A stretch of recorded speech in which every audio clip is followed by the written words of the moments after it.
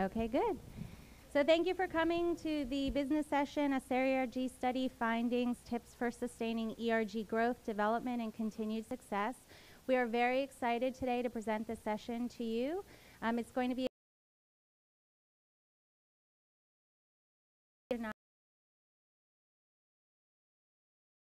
our panelists in a lively conversation.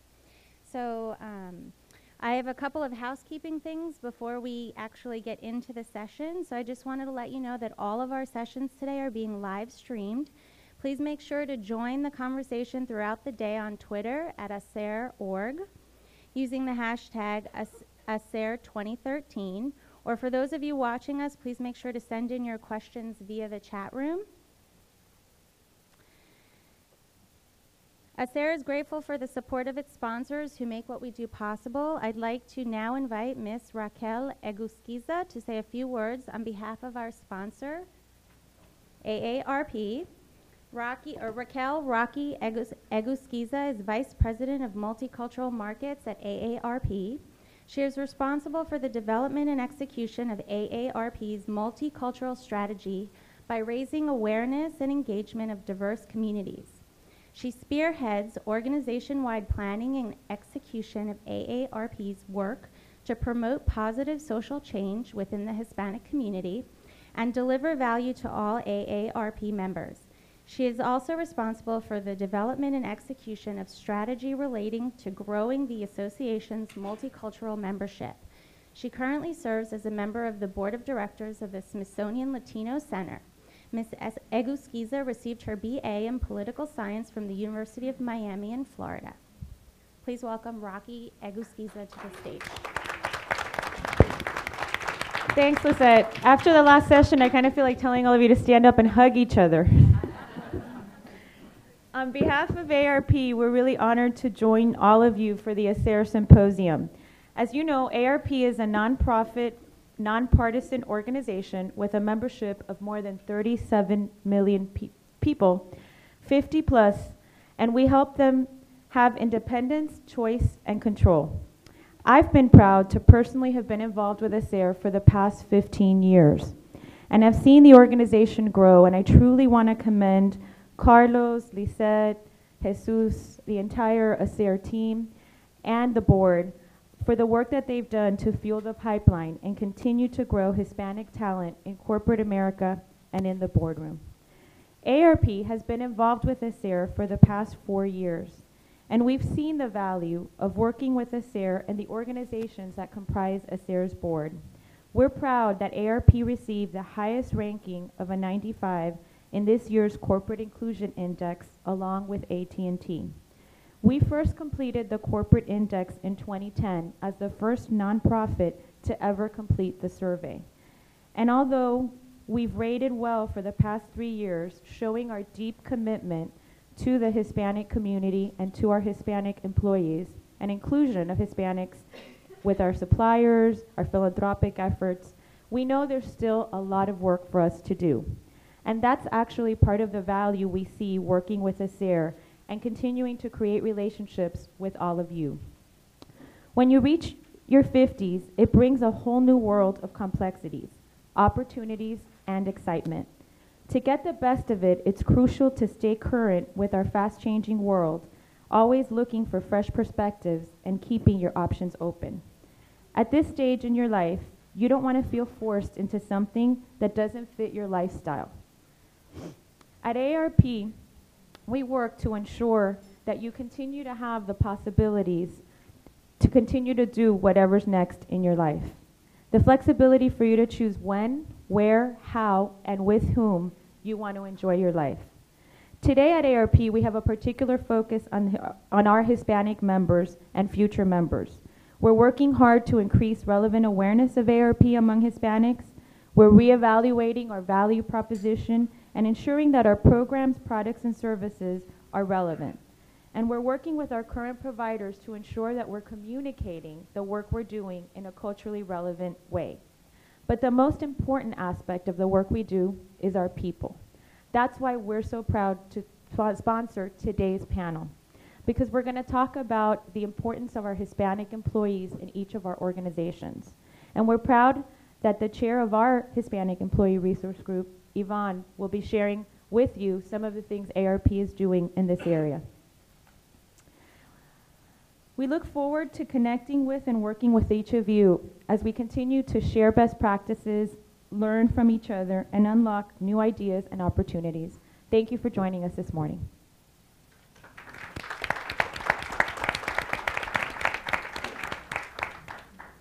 So it's now my pleasure to introduce to you Dr. Robert Rodriguez, the president of DRR Advisors. DRR Advisors is a boutique diversity consulting firm specializing in optimizing ERG performance and Latino diversity initiatives. He is the creator of the 4C ERG assessment model and has worked with over 100 firms helping them with their diversity initiatives. He is a columnist for Diversity Executive Magazine and is the author of the book Latino Talent. Many consider Dr. Rodriguez the leading expert on corporate Latino diversity initiatives. Before DRR Advisors, he was senior vice president at Alpha and previously held corporate roles at 3M, Target, BP, and the Washington Post. Please welcome Dr. Robert Rodriguez. All right. I'm just going to say, if you don't mind, always nice to be in a room with lots of friends and familiar faces, so thank you for joining us here today. I'm a native Texan. I was born in Lubbock, Texas, so it always feels, for me, it feels good to kind of be back home. I have some cousins here in Houston that don't know I'm here, so I'm trying to be on the down low. Enough time to see them. Yeah, they're going to know now, exactly. But yeah, we have a busy agenda today. Our program today is going to have two parts. I'm going to talk a little bit about the research study that AARP has embarked on with great support from AARP and involvement by many of you. And then we're going to have a panel discussion. So I'm briefly going to introduce the panelists right now, but we're going to really allow them to kind of tell us more about their networks, ERGs. Yeah, I know a lot of you call them different things. But we're going to give them a chance each to talk a little bit about what they're doing, some of the things that they've been working on. Also give them a chance to react themselves to the study. And then, of course, we don't want to be up here pontificating. We want to make sure that we provide plenty of time for all of you to ask questions. So immediately to my left, we have Ivonne Fernandez, who's the Associate State Director for Multicultural Efforts and Initiatives for AARP. We have Nancy Adams, who's a Senior Manager within the Human Resource Client Services and Diversity at Altria, so thank you, Nancy. We have Carla Piñeyro Sublett, who's the Executive Director for Marketing for Latin America at Dell. Dell's been in the news a lot lately. Welcome, Carla. And then someone I consider a friend, I've known for several years, Delia Garced, who's the Commercial Excellence Leader for GE, specifically for GE Capital. So how about giving them a round of applause for joining us here today. What I'm going to do is I'm going to stand up because it might be a little bit easier, particularly because of how the room is set up. So real quickly, just to set the stage about the study, here at AARP, we had noticed that there was a lot of inquiry and lots of energy around these employee resource groups. And there had been some questions asked to say, hey, is there anything that AARP could do to help the corporate members and all the stakeholders in AARP know more about what's happening within these Hispanic ERGs. So there was a decision based on the Research Institute that AARP has to say, hey, let's do a study to see if we can find out what is the current state of these Hispanic employee resource groups. What's working for them? What isn't working for them? Are they growing? Are they stagnant? What are some things that we can identify and learn from talking to our corporate members? So we reached out to the AARP corporate members, I think there's about 50 of you, to say, would you help us collect some data? This wasn't any effort to rank companies, to rate them, or anything like that. This was just more an effort for us to find out what's happening at your organization, specifically with your Hispanic ERGs, so we can get a general sense of the lay of the land, if you will. So we reached out to all the corporate members. Here's a little bit about our methodology. We had 29 of the 50 corporate members agreed to participate in what we're calling phase 1 of the research study. So what we're talking about today is we're going to share the results from phase 1 of the research study. Right now we are still, Lisette and I are still collecting research for phase 2. So we're going to highlight what we found out based on an online survey that we sent out to a lot of you. 29 of the corporate members were able to participate, fill it out, give us data. So you're going to see the results based on those 29. So that's a pretty good response rate. Some of the organizations that weren't able to participate in phase 1, they did participate in phase 2. So we're going to highlight those results at a later time of the year. But here today, we're going to focus more on the phase 1 results, okay? So, and again, you're going to see me kind of rush through this a little bit because I want to make sure we have plenty of time for our panel. First off, when we looked at the participants in our study, we found that overwhelmingly we were talking to rather large corporations, right? Almost, the majority of the companies that participate in the survey, and they're all listed there, by the way, in those 3 boxes, the 29 companies that completed the survey for phase 1, over half of them had over 75,000 employees, right? So for the most part, we're talking about large corporations, which gave us some great insight as to, well, what's happening for the Hispanic ERGs at these companies that are relatively large. They gave us a pretty good sample size. A lot of them have had employee resource groups for quite some time. So this is the sample that we were able to collect some of this data on, okay? So what are some of the initial findings? So here's some of the early results that we saw and some of what the data was telling us, if you will. So the first kind of big thing is that we realized that within these 29 companies, the Hispanic employee resource groups, employee networks, whatever you want to call them, are relatively big, and the data is telling us that they're only getting bigger, okay? If we look at some of the data points, 68% of them had indicated that over the last 24 months, their Hispanic employee resource group has grown, okay? So these are networks that are growing, and not only have they grown, the perception is that they are going to continue to grow. Because almost 2/3 of them said, not only have we grown over the last 24 months, we expect to continue growing over the next 24 months, okay? So there's something happening here with these Hispanic ERGs that not only are they big and they're growing, but they expect to grow over the next couple of years. So that has some implications for us. When we looked at just how big these networks are, look at these. Half of the companies said that they had over 500 members in their Hispanic employee resource group. That's a significant percentage, right? So that's a lot of folks who are raising their hands and saying, hey, I want to be a member, I want to be actively involved in one way, shape, or form in the Hispanic ERG at my company, okay? So that's a lot of folks who are raising their hands saying they want to participate. And when we looked at, well, why, how come these groups are so large? How come they're growing?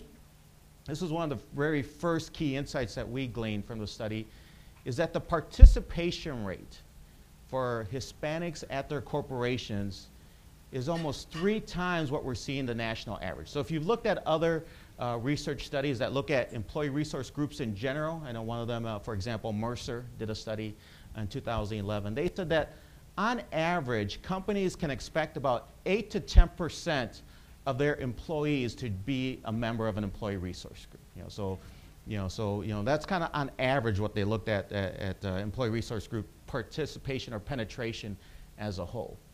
When we talked to these 29 companies, they said they were averaging about 30% participation rate. So when you think about what does that mean? So if at a specific location, if there was, I don't know, 1,000 Hispanics at maybe the corporate office, out of those 1,000 Hispanics, 300 of them were involved or actively engaged with the Hispanic employee resource group. So a 30% penetration rate, 3 times the national average. So that we're doing something right. These Hispanic employee resource groups are doing something right as they're getting, doing a better job, if you will, of getting Hispanics to join the networks than maybe some other resource groups are doing to get members into their group. So we wanted to explore that, and that's something that we're looking a little bit deeper into for phase 2. But that was one of our first kind of key insights. A second one was the financial investment. For the most part, rather significant. When we looked at the range, because we asked these folks to tell us, what investment are you making in your employee resource groups? The range fell from 2,000 all the way over to over 500,000 a year being invested and contributed into their employee resource groups. You can see that's a significant investment. The average turned out to be about 50,000 as an average that companies are allocating to their Hispanic employee resource group alone on an annual basis. Okay. Significant investment. So as you can imagine, what a lot of companies are saying, hey, with this investment, we're going to expect to see some return, right? We're going to expect to see some results based on this investment. We're going to talk about that a little bit.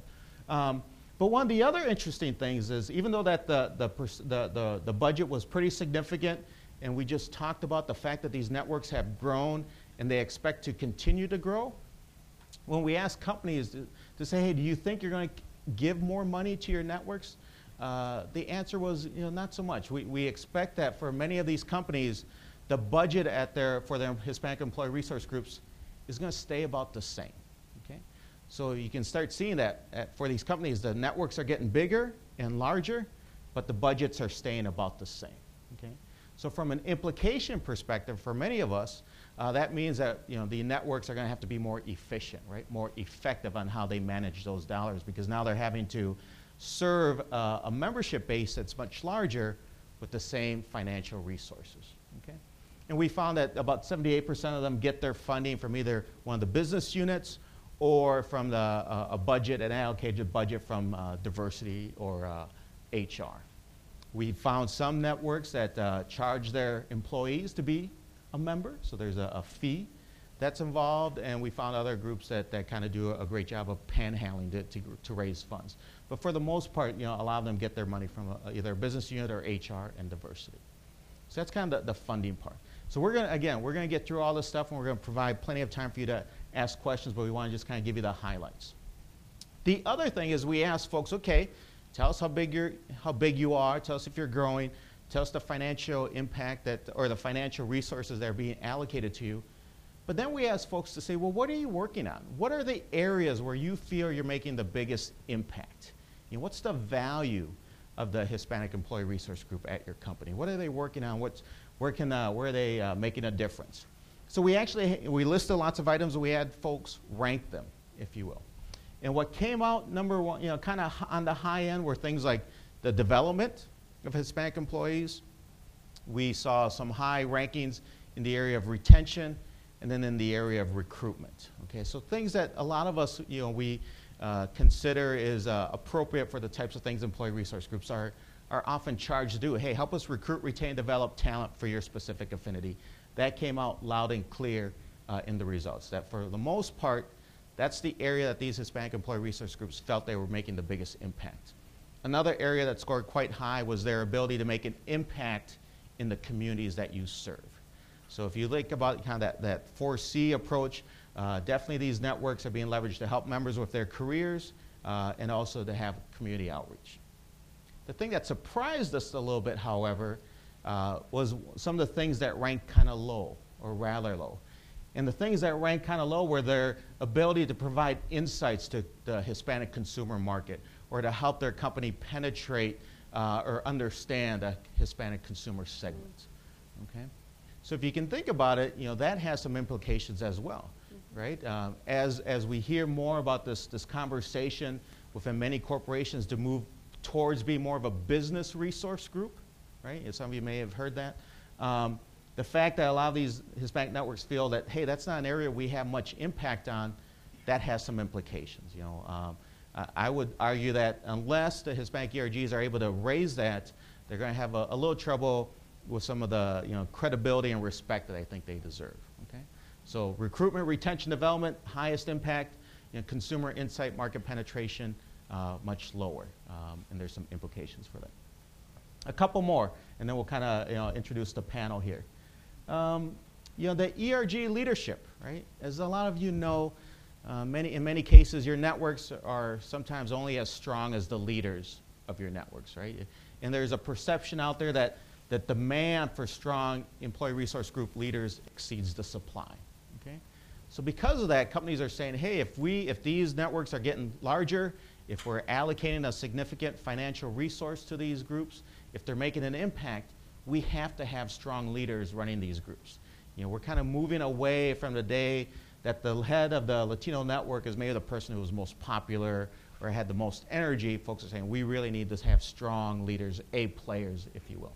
And so some of the things that they're doing to make sure that those leaders are supported and prepared for their leadership role is, if you look at some of these numbers, 91% of them say, hey, our executive sponsor, really one of the things that they do is they help the leaders of these employee networks. They help guide them, they help give advice, they help them set strategy, but the executive sponsor plays a key role in kind of their ability to be strong network leaders. 91% of the folks said that that's one of the things that they do to support their leaders. We had 86% of them said, hey, you know what?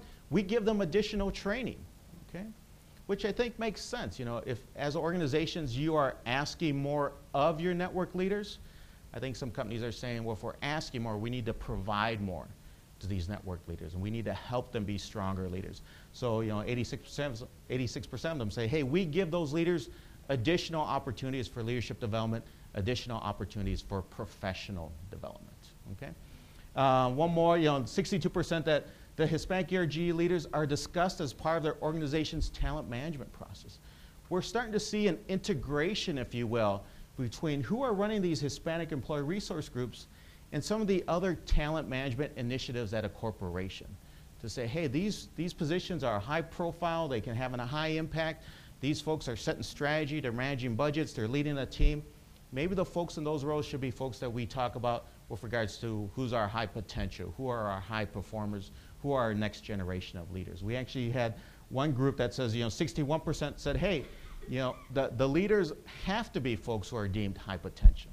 That if you're not a high potential or a high performing employee, you're not even going to get the chance to run the Hispanic ERG, okay? So we're seeing almost this top grading or kind of emphasis on really helping to support the leaders of these networks, okay? A couple more things and then we'll kind of turn it over to the panel. Executive engagement, okay? All of us, or most of us, I should say, have senior level Latino and Latina executives. And for the most part, based on the study, you know, almost all of them are saying, hey, our top Hispanic leaders, our Hispanic executives are really engaged with our Hispanic ERG.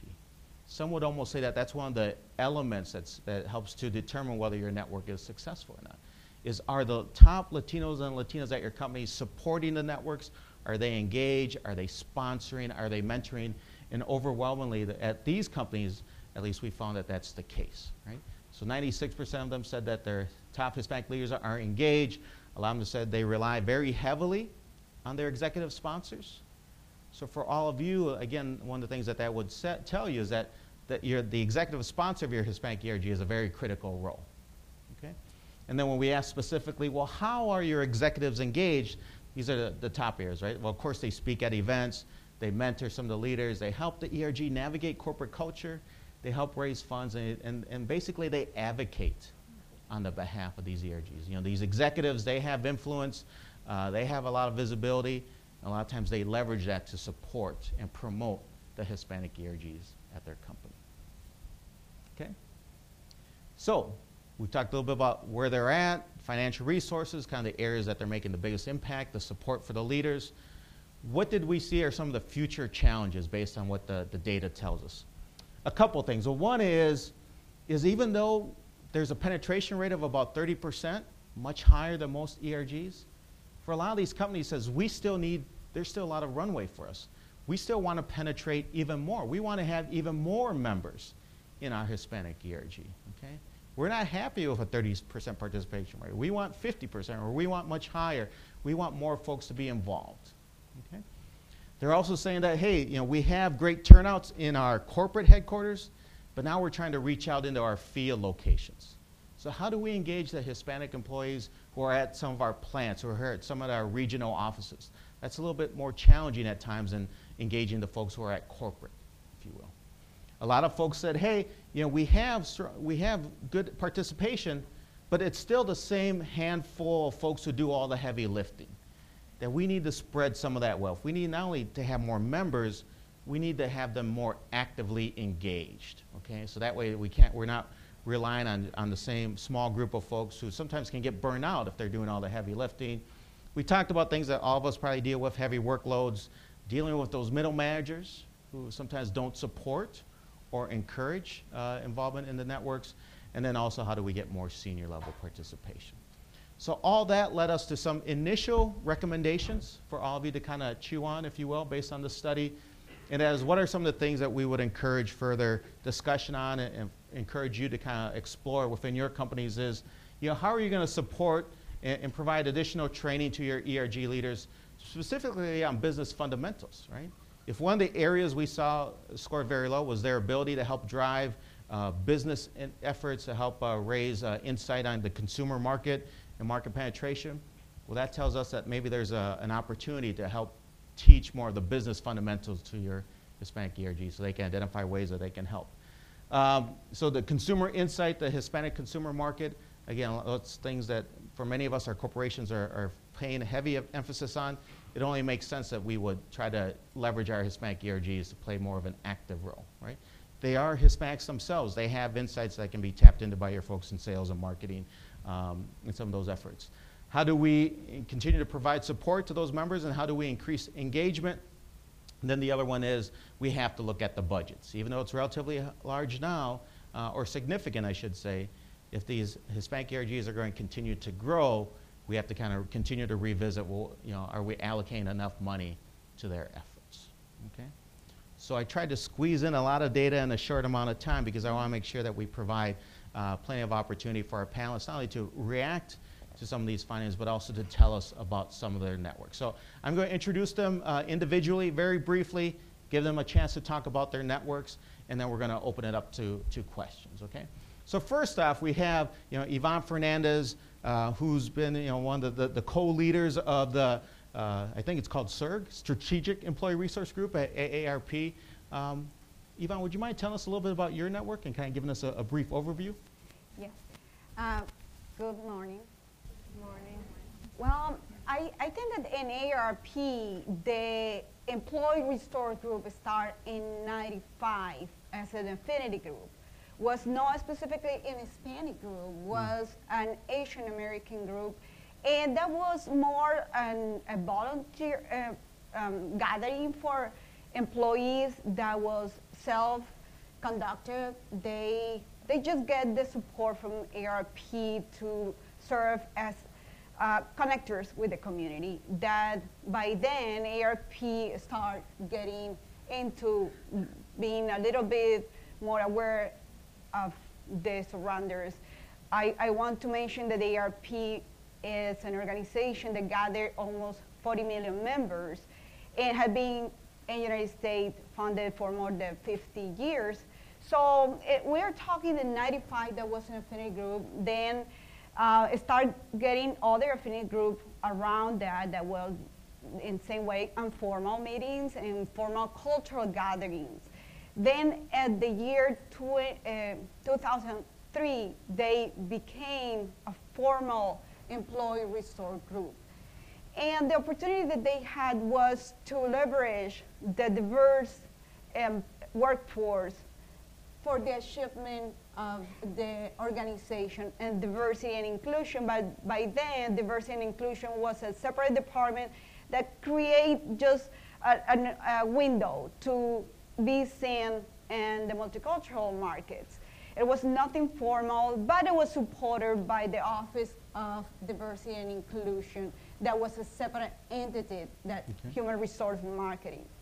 Then in the year, and that way, we complete 12 employee resource groups, and Hispanic was one of them. The activities were purely cultural, and they did events, they help for chapters, they gather volunteers around day of service activities that were more towards celebrating the Hispanity in October. And they start with a few blogs that had been very instrumental for us. Okay. The executive sponsor was one idea that they brought, and they had several during those years. Also, they had the groups that developed day of service that really were aligned with the achievement of the dashboard for AARP. Okay. Then in 2011, that the organization, and I was thinking about this panel, and I was waiting to tell a story, because for me, the story kind of translates those affinity group, 12 people that look like, that behave, look like each other, and they are different to the mainstream, so they get all together in their own rooms, and we will learn from them how to treat them, because they are multicultural. Well, there is this story that was this potato that met the tomato. And they say, hey, tomato. And tomato say, I'm not tomato, I'm tomato. And the potatoes say, tomato, tomato, what's the difference? I said, well, it's if I call you potato instead to potato. Do you like to be called potato? No, potato? He said, no, I definitely will not like, because my name is Rick. So I think that was when 2011 happened. We caught all those groups and we really get in six, and the name is changed also, a Strategic Engagement Employee Resource Group. And that was at the same time that the organization created a Department of Multicultural Market where Rocky started in the organization. That was the same time when Human Resource took the Department of Talent and Management with a vice president that was Elita, that the person who put together and intentionally choose leaders to start creating the employee resource group was the time when we transitioned to a formal employee resource group with three very clear goals. One, of course, is to achieve to help and leverage our diverse workshop in order to achieve the goals of the organization as a whole, but also where we can support the career development of the members. And also, and I didn't include it here, but in the employee development and the business impact, there is a piece that it is creating the opportunity to impact internally and the inclusion. And that was like the disconnection between getting all those affinity groups towards the business, but also creating impact internally about what multicultural and cultural competency must be in the business. Sure. So it sounds like you're kind of actively in the middle of kind of a restructuring. It's kind of the continued evolution of the network. Yes, that's terrific. exactly. That's terrific. And again, when we open up for questions, if you want to ask, what that process was like, feel free to raise your hands. We're going to turn it over now to Nancy. Nancy, do you mind telling us a little bit about the network at Altria? Because for you all, it's relatively new, right? Didn't you just launch? Absolutely. I would say that we are kind of in the infancy stage. We only have this is our third employee resource group, and we just started this initiative at the end of January. We pulled together a group of Hispanic employees at our Richmond, Virginia corporate headquarters of, I think there were like 57 on the list, and 42 of them came to the meeting, interest meeting. We talked about what an employee resource group is and what it is not, and why an organization would have an employee resource group, and then asked for volunteers who wanted to be on the planning team to kind of bring this thing to life. We were overwhelmed with the number of people who volunteered. Well over half the people who attended said, I'd love to be on the planning team. It was more than we could accommodate. So we selected a group from those who raised their hand and got started in February, and we're launching our employee resource group now. So I'm going to take you through a couple of things that we've worked on. Every employee resource group has to have a vision and a mission, and this is what the planning team has come up with for ours. The vision is to be an advocate for the advancement of Hispanic talent within Altria and its family of companies. Its family of companies, for those of you who don't know, make up Philip Morris USA, the U.S. Smokeless Tobacco Company, and John Middleton Company as well. And our mission is to focus on the advancement and leadership development of Hispanic talent through recruitment, external engagement, and the delivery of strategic insights to the organization. And though this is a work in progress, they have decided they want to call themselves SEE because it stands for Solutions and Insights. Solutions and Insights for a changing marketplace. So there's 4 pillars that they want, we've established for them to be able to get their work done. The first one is around recruitment. which is really about recruiting and retaining high-quality Hispanic talent through both new and existing recruiting infrastructure. So this committee is going to be working very closely with our talent acquisition group to look at what are we doing now, what's working and what's not working, and then what do we need to do to be more effective in that area of bringing Hispanic talent into our company and keeping it there. We have a group that's going to focus on external engagement. So there are a number of organizations like HACR, like the Hispanic Scholarship Fund, the Virginia Hispanic Chamber of Commerce, that we work very closely with. How do we leverage those relationships to provide employee or leadership development for our employees, as well as an opportunity for employee recognition? And so those are some of the things that this group will be working on. And then, of course, there's the Strategic Insights Committee. They are all around how do we deliver business insights and information on Hispanic trends to Altria and its family of companies that we can then use for purposes that help to benefit our business and help to benefit our stance on corporate responsibility. I think that you were talking earlier about, you know, consumer insights kind of being low. We wanted to really elevate that and make that one of the key reasons why this group does exist. Sure. And of course, we have a membership and communications team because it's all about getting the word out and letting people know what we're doing. In addition to that, is there another? I don't know. I think this is it. In addition to this, I'll just share that we have an executive sponsor, as every ERG needs to have. We ask that our executive sponsors be at least at the senior vice president level or above. And we ask them, we prefer that their executive sponsor not be a member of that group. And we're very fortunate to have a senior vice president of manufacturing who is not Hispanic, but who grew up in Puerto Rico for 17 years, speaks very fluent Spanish, has a great love and admiration for the Hispanic culture, and he has taken on being the very first executive sponsor. In addition to that, there's a steering committee that's been created for the ERG, and we have specifically asked a number of our high-ranking and influential Hispanic leaders to be on that group, as well as non-Hispanics. Sure. And what we really want to focus on in this group is not just inclusion, but helping the business understand that they need to know more about this culture, more about the population, more about the influence of the Hispanic market, and not just Hispanics needing to know that. Sure. They probably already do know that.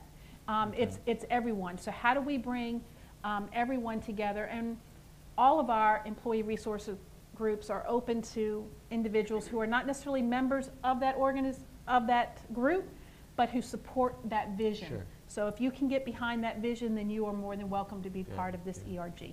Thanks, Nancy. And again, when we open up for questions, there might be some folks who are maybe considering launching a network, so your insights will be terrific.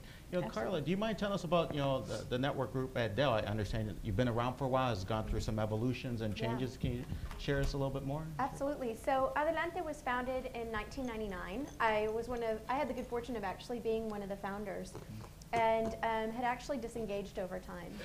And if you looked at the evolution of Adelante, what we found is we really had some significant momentum in our early years. We were the largest ERG at Dell at one point, even as surpassing our women's ERG. We had some phenomenal salsa nights, some phenomenal cultural events. We even had some significant wins from a business perspective in terms of impact that we had made to the business. But we started to lose momentum about 3 years ago. And the leading indicator of this was our active membership. So we saw that begin to decline. And we also started to see that the impact to the business that we were making into the community was waning as well. So my co-chair, Ed Loya, and I decided that it was time to reinvigorate it. And we started the process by really looking at our strategic intent. What are we trying to do here? What are we trying to accomplish? And it sounds like we're all trying to accomplish the same thing. I mean, ultimately, we want Hispanics to advance at the company. We want to leverage our creativity that's inherent in our culture to solve business problems and to make an impact in the community, and all while lending to the professional and personal development of the people that are a part of it. We wanted people to truly benefit from being a part of Adelante. So the first thing that we did, which I think was the most powerful thing, was we stood up a program management office. And we set out to establish a very strong governance system. We also replaced 75% of our board. Interesting. And, Okay. and we made the conscious decision to seek out non-Hispanics in addition to Hispanics, because obviously Hispanics are aware of the fact that Hispanics need to advance, but we wanted non-Hispanics to be aware of the urgency. And we also set out to pull people from all parts of the company. So we wanted a functionally diverse board, because we wanted to give them access and visibility to high potential Hispanic talent that otherwise they wouldn't see or touch. As a second tier of that, what we did is we established pillars. It sounds like very similar to what you did, focused on people, community, business, and globalization, which was expanding our reach beyond just the US. And by design, we actually sought out the highest potential folks that were on the cusp of breaking through to executive that were Hispanic at Dell, and we sought that out through a formal, what we call operational HR process, review process, and we appointed them to be chairs of these pillars. And we appointed them in threes to be chairs of these pillars. We then strategically paired them with board members so that they didn't know. Board members that were already executives of the company that would get visibility to them. And I'm really happy to say that today we're here, and one of the young corporate achievers has actually just been promoted to executive director at Dell as a result of this process. She actually says much of her success obviously is driven by herself, but she felt she got a great deal of support through this process in the last year and a half and really helped her break through. And then the next thing that we focused on was really measurable outcomes. So we have the good fortune of having our CFO, Brian Gladden, as our executive sponsor.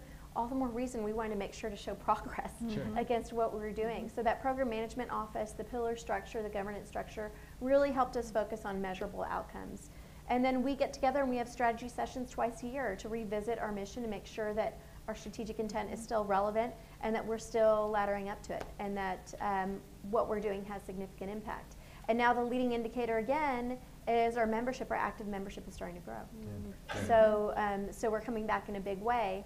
And the other ERGs at Dell, because we have several, are actually now coming to us to see what we're doing. Wonderful. Well, so yeah, it'll be interesting, you know, when we open up their questions, folks will probably say, how do you sustain that success? So that's terrific. Great job. Yeah. Great job. Thank you. And now I'd like to turn over to Delia. I've had the privilege in the past to give Delia an award for the great work they're doing at the Hispanic Forum at GE as one of the top Hispanic employee resource groups in the country. So Delia, I'd love to, if you can share anything, some of the great work that you're doing and maybe how you were able to accomplish that. Thank you. So first of all, thanks for the opportunity to speak to all of you today. So the GE Hispanic Forum actually started 17 years ago.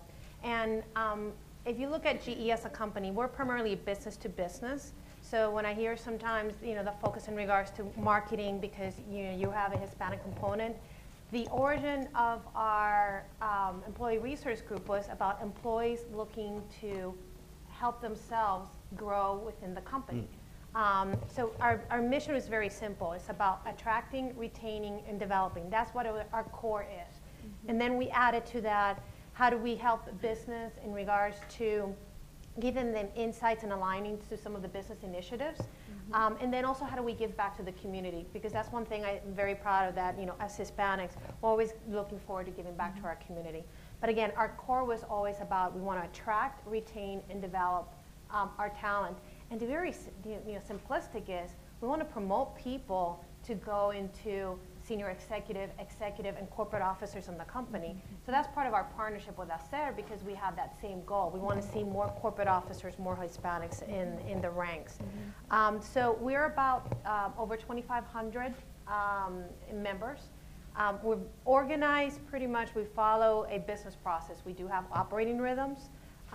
We have 27 hubs across the United States. And primarily, as if you look at where we have our major locations and we have a large number of Hispanic employees, we create a hub system, and that's all about people that are focusing on attracting, retaining, and developing our talent, participating in community events, especially focus in the areas that GE already has momentums again.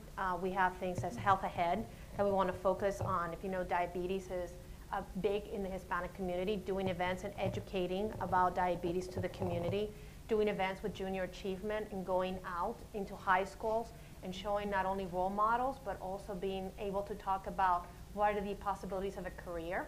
You know, here's an engineer at GE who's working on the next engine for an aircraft. Here's somebody who's working at a power plant. I think that's, you know, and again, we also do a lot of scholarship investment into the community. So we like to keep an eye in regards to that talent as they're going through their career, because as we've done an investment from them from a GE perspective, we want them to come and work for GE also from a long-term perspective. And the, so I was saying, from an attract perspective, we look at everything from early career, graduating from college. GE has a variety of programs that attract early career. But the area that we also focus a lot is mid-career.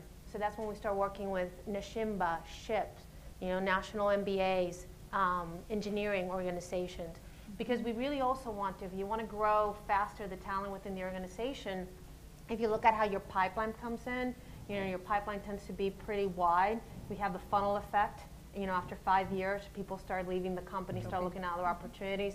So we want to make sure that we keep that funnel as wide open as possible and start to also bring people from the mid-career level with experience into the company. But you know what, at the end of the day, the big focus and what works for us is we're really looking at how do we have the right sponsorship within the business? How do we make sure that we're giving people opportunities to network, people to get exposure to senior leaders? GE, we're not the only affinity group. We also have the GE Women's Network, African American, Asian Pacific, and the Veterans Group. We have an operating rhythm with Jeff Immelt, the CEO of the company. Every quarter, we look at what are the initiatives each of the affinity groups are running. We look at what are the numbers. At the end of the day, we have to look at what the numbers and the impact we're having. The other piece we also have, we have senior leader sponsorship. So senior vice president of our business, currently our senior vice president of the power and water business, is a sponsor for the Hispanic Forum. And also our senior vice president for Latin America is also a sponsor for the organization. So a lot of activities, and I would tell you, we do everything from, you know, the salsa and the Zumba and, you know, celebrate our heritage, because it's something that helps bond us. But it is really, again, about making sure that we're attracting people, that we're developing by sessions that happen at the hub level, at the national level, and that we're making sure that we give visibility to great talent that is performing, because at the end of the day, performance is the foundation. If you're not performing, don't look to be promoted. And then give an opportunity, again, people to network. We do a summit, which this year we're actually going to be doing in Chicago, where we bring 700 Hispanics together from across the business. And they get an opportunity to network and listen from external leaders from the Hispanic community and two internal leaders. Our CEO, Jeff Immelt, will come in and spend an afternoon and an evening networking and meeting people. So we really try to give it to the highest visibility. But again, for me, the importance is let's promote people and let's make sure that we give them the opportunity to grow their career. Terrific. Thank you very much. Well, we you know, purposely, you know, again, went through the results fairly quickly. We limited the time that the panelists could share, because we wanted to provide plenty of opportunities for you to ask questions. You've now heard about the results of the study. You've heard about someone whose ERG is kind of currently restructuring. You've heard about from a company who just launched an employee resource group. You've heard about a network that he's evolved and went through some major significant changes to get back on track. And you've heard about a network that's really focusing on how do we execute on our strategy. So do any of you have questions? We have some folks here who have mics. Love to see what questions any of us can answer for you. So how about over here, this lady there first. If you can tell us who you are again. Sure. I'm Francine Rosado Cruz. I'm with Microsoft. Thank you so much for sharing your stories. And I was very curious to hear from Carla the transition that you went through and offboarding some of the members. If you could talk a little bit about the process and how you were able to graciously do that. So you picked up on that. Yes. Some interesting conversation. Thank you. That was not easy. We did disenfranchise some folks, I'll be perfectly honest. It was not easy. From a board perspective, that was probably one of the easiest things we did because we already felt like the board wasn't fully engaged and we wanted an active working board. So that was easier. What was harder were the 25 people or so that had been carrying the ERG for the last several years while it was hobbling along. And bringing in new leadership over them was somewhat challenging. Because it wasn't that they weren't doing a good job, they just didn't have the level of sponsorship they needed to take it to the next level. There were people that opted out in that process. There were people that said, you know what, it's not for me anymore. But now we're starting to see them slowly start to return back. Now they see the lusters come back, they see the momentum's coming back, so they get it and they're starting to return back. But I'll be honest, it was a difficult 6 months. Interesting. Oh, right next, yeah. So hi, my name's Ruby Longoria. I'm also from Microsoft. So I'm actually the chair of HOLA, which is Hispanic Latino Employee Resource Group at Microsoft. So thank you for the information. I also have a question for you, Carla. So we also welcome people that are not Hispanic or Latinos into our employee resource group. My question to you is, how do you bridge the gap for, let's say you have a board member who's not Hispanic or Latino or of some descent? How do you bridge that gap to bring them up to speed with the insight, the culture, because I think that's very key for people that are leading these groups. Yeah. And then my second question is to all of you is, are most of your board members, is this volunteer work? For example, for myself, that's not my day job. I actually have a real job at Microsoft, and this is something that I do because I have a lot of passion for, obviously, and so a question for all of you as well. So in terms of bridging the gap, what I will say is we had several folks that while they were non-Hispanic had an affinity for either the culture or our mission. So they had some level of passion about what we were doing. So we didn't necessarily have to bridge it. So for example, their spouse may have been Hispanic, or they may have lived in Latin America at some point in their lives. But that being said, that's part of what the design is, because through the activities, through what we do, you're bridging that gap. They're getting that exposure to that culture and learning and seeing what the advantages of the culture are.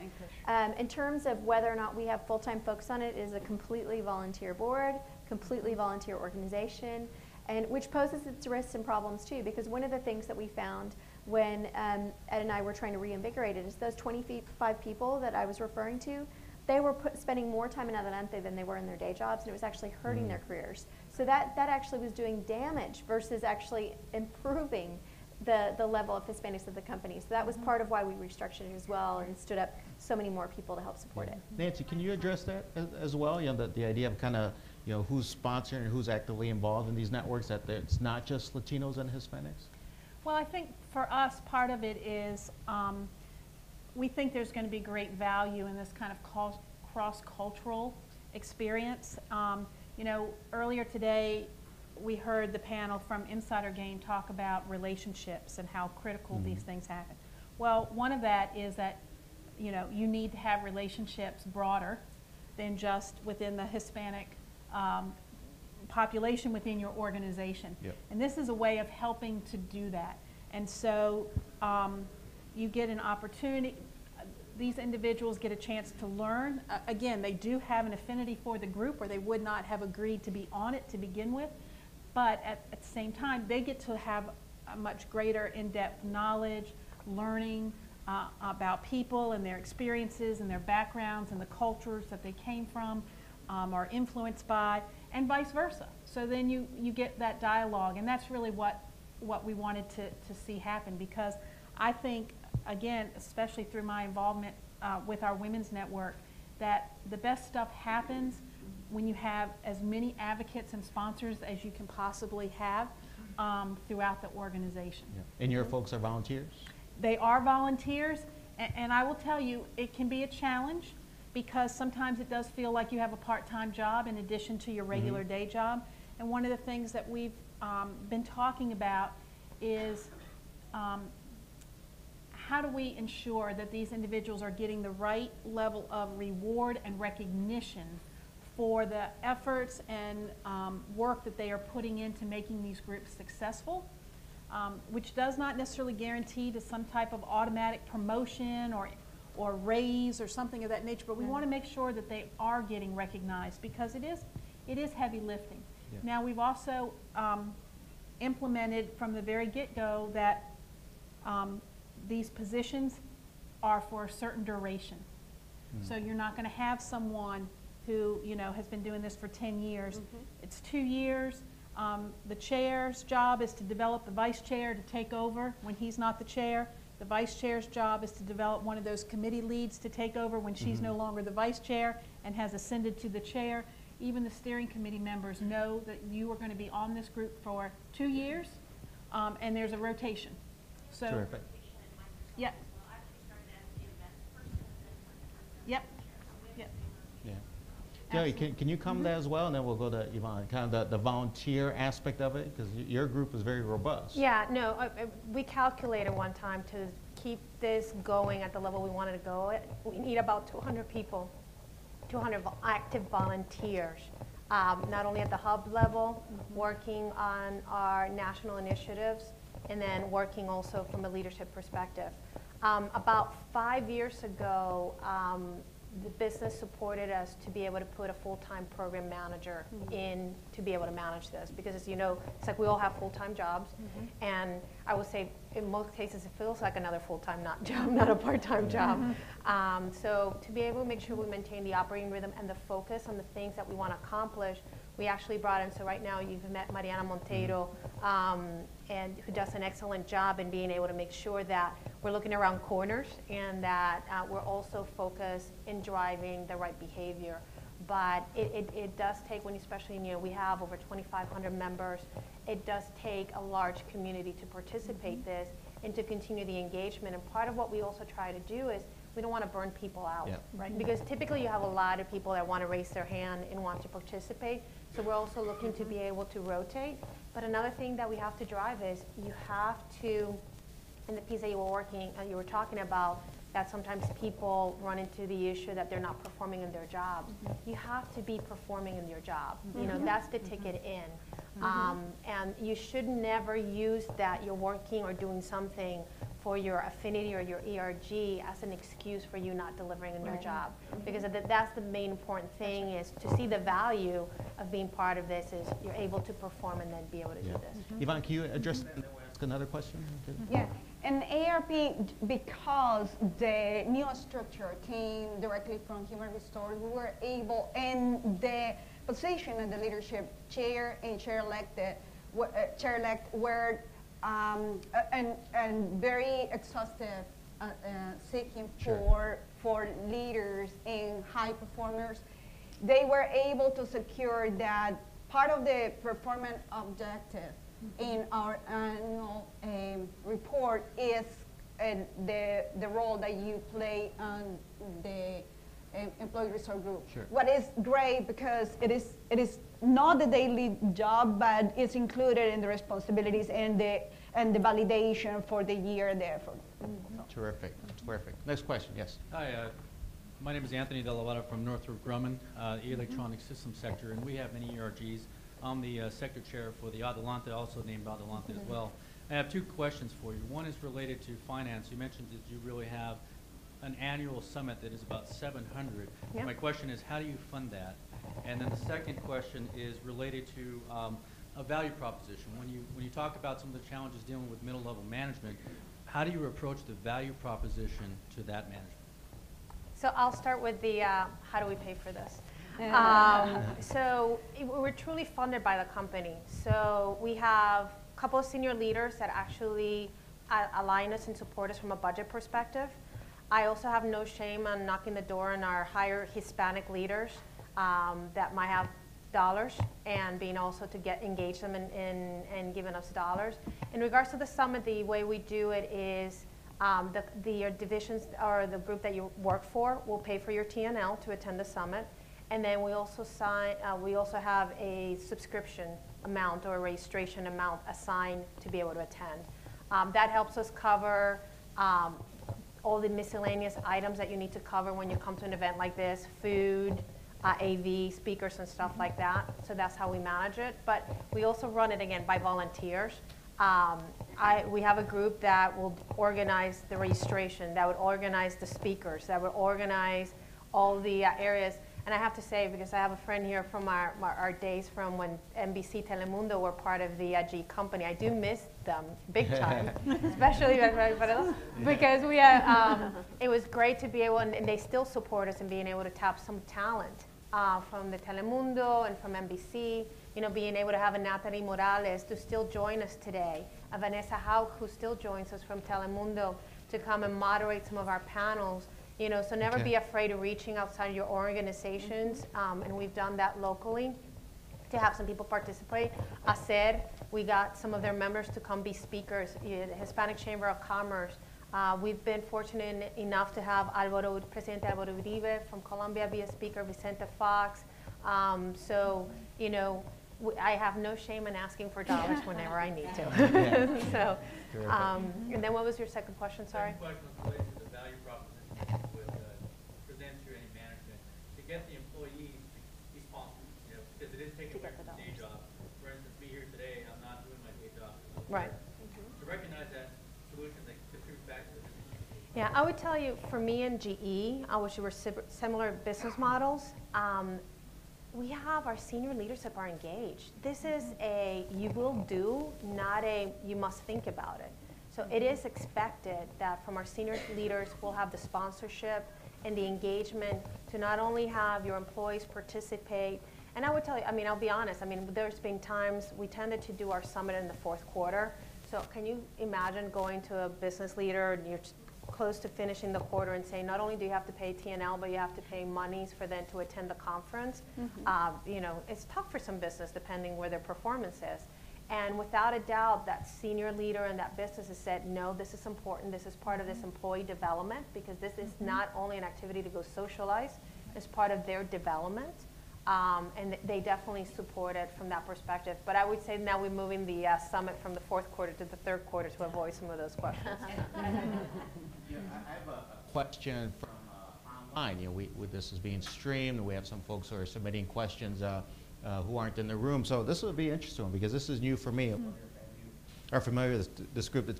Have any of you worked with? The group's called the Association of Employee Resource Groups. It was submitted by Margarita. Does that ring a bell for any of you? No. Any of you in the audience? The Association of Employee Resource Groups. No, interesting. Okay, so it's clearly who's ever online, if you can send some more information, that sounds like there's a lot of folks. I was going to ask the question is there an association? So the question is, if any of you heard it, is there an association? Apparently there is. Okay. Okay. Next question, go ahead. Yeah. Hola, Manuel Delgado with Agua, Hispanic Market Research and Strategy in Houston. I was a little bit surprised by that 30% participation on ERG. So my question has two parts. One, do you have any insight on what's the level of participation of the other ERGs for African American, Asian Americans, and so on? And two, do you have any insight for why Hispanic employees are not joining and are not participating in the ERG groups? Well, you know, a couple of things. So again, the benchmark that we have is research that's been done by other organizations. And so the data that they tell us is that on average, employee resource groups are averaging between 8 to 10%. So you could say that the women's networks, African American, gay and lesbian, you know, Asian Americans, even Latinos on average, get to that 8 to 10%. But the folks in this study, their average was 30%. So clearly, you know, the folks who participate in the study have very engaged, high-performing networks that indicates that, hey, they're doing something right, that I want to be involved. Which is why we want to benchmark them, right? To say, how can we get the rest of our companies and the rest of our employee resource groups to have similar engagement? So that's the best benchmark that we have. And what was the second part of the question? What's going on with the other 70%? The other 70%. So you'll love to have the panelists answer. I know we've started to get into this a little bit with our phase 2, and so I don't want to give away too much, but clearly the things that, you know, of course, you know, workload, you know, might not really being supported. But there's been some cultural things we're starting to hear a little bit, and we're delving a little bit more. Things like, you know, well, the employee resource groups, those are for Latinos who need help. I don't need any help. We've heard things like, well, you know, I come into work every day. I was raised that when I go into work, I do my job. This employee resource group is fluff stuff. I'm not here to do fluff stuff. And we've heard other things like that. So we're exploring that more in phase 2. But predominantly, the number one answer we get is workload, maybe lack of support. But we are seeing a cultural component that there are some folks saying, I don't want to join the network because there's some sort of stigma involved in that. Any of you care to address that? When you talk to folks at your companies who aren't members, what do they say? Why not? Amy? Well, Ivonne? I would say that because the transition that we are living in, people think that it's going to be the cultural gathering, and they didn't see an active career development on it. So the value proposition was not there. They was very interested to contribute to the organization to promote the multicultural, the Hispanic culture inside and out, but they didn't feel moved. I think that, but even though we have a 30% mark with the members that we have now, and the 70% that is missing here, I think that the effort that AARP is doing with the multicultural market, and the fact that we don't have right now a formal executive sponsor, we have department that sponsors, is getting more and more, is getting more attractive to be part of the employees. How about you, Nancy? You threw it out there. We're starting this Hispanic Employee Resource Group. You sound like you had a great response rate. What was their inclination as to the value proposition for those?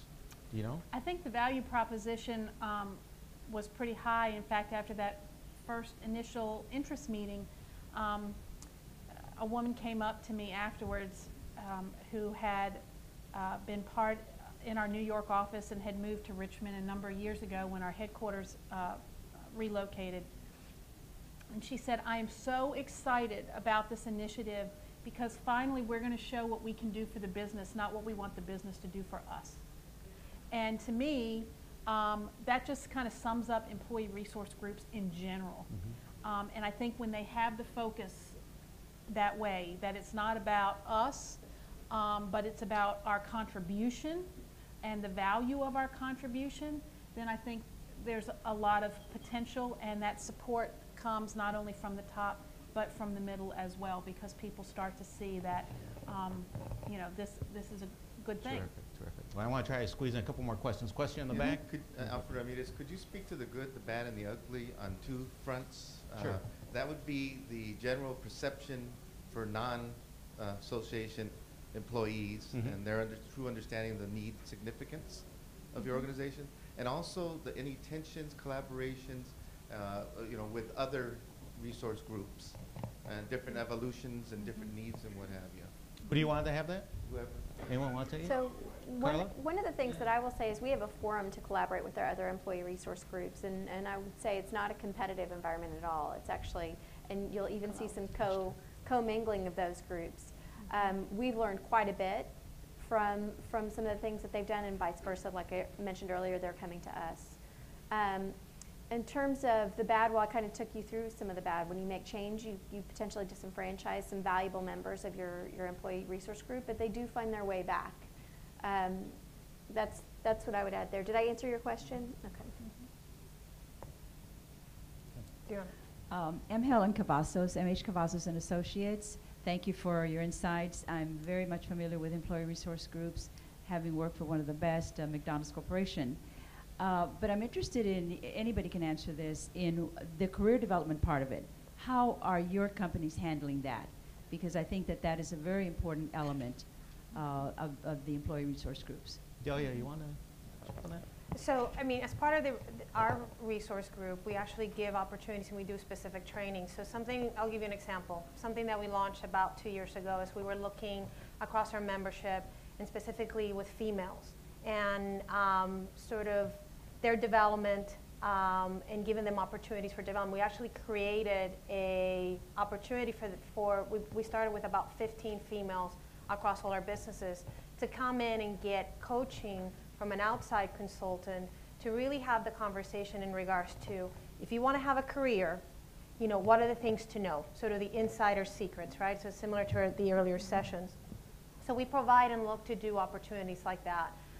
We also look to, a big piece is exposure.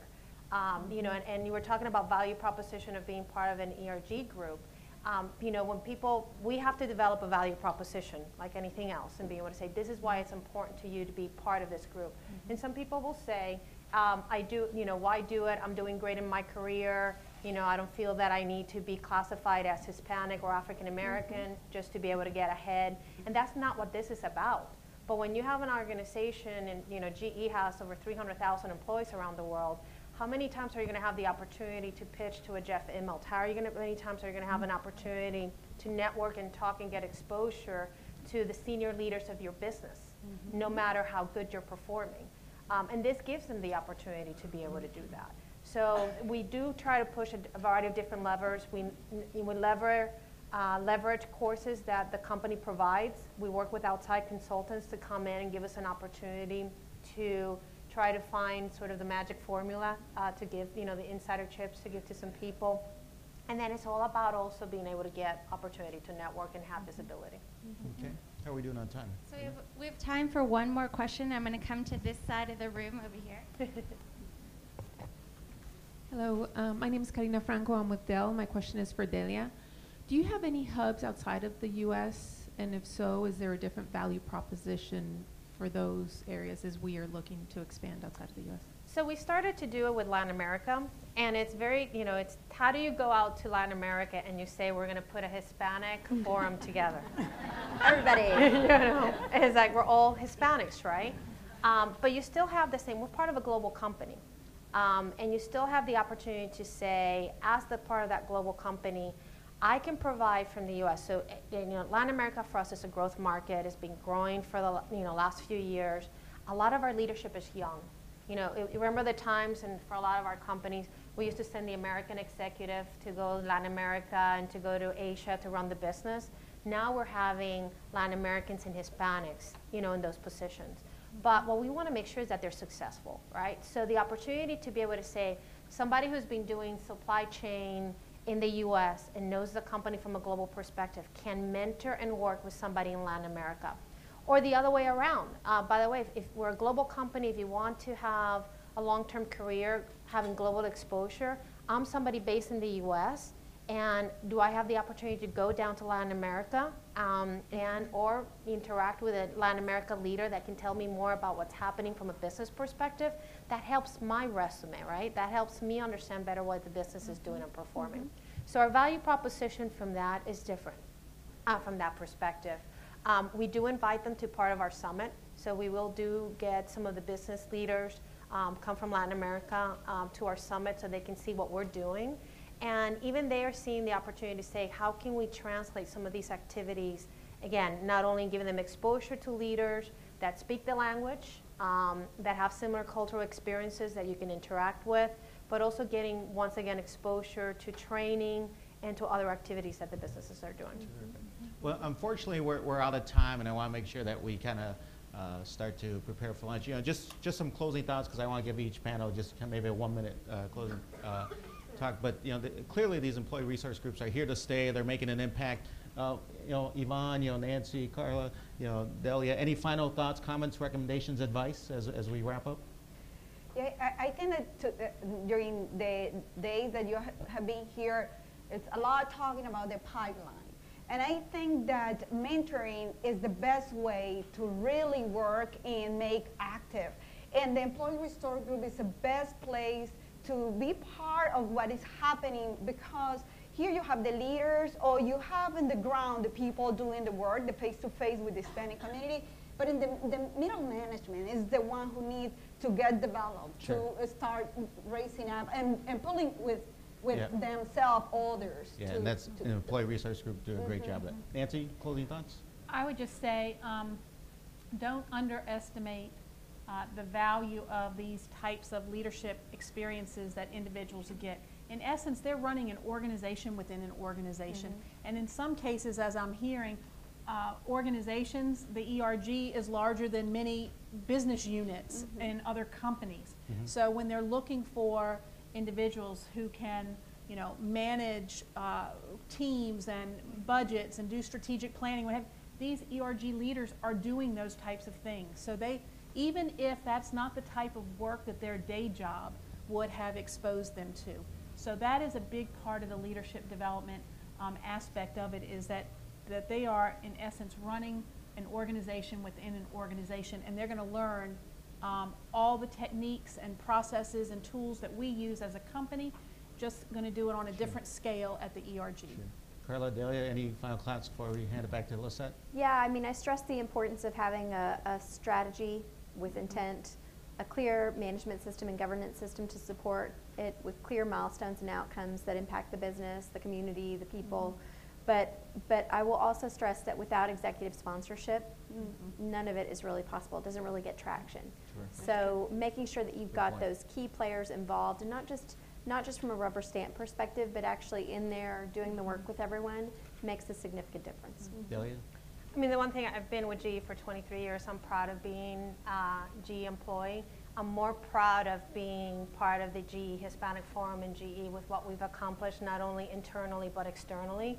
So you're going to get out of it as much as you put into it. So if you don't have one, please reach out. More than happy to share best practices and how we've started it, and tell you the good, the bad, and the ugly.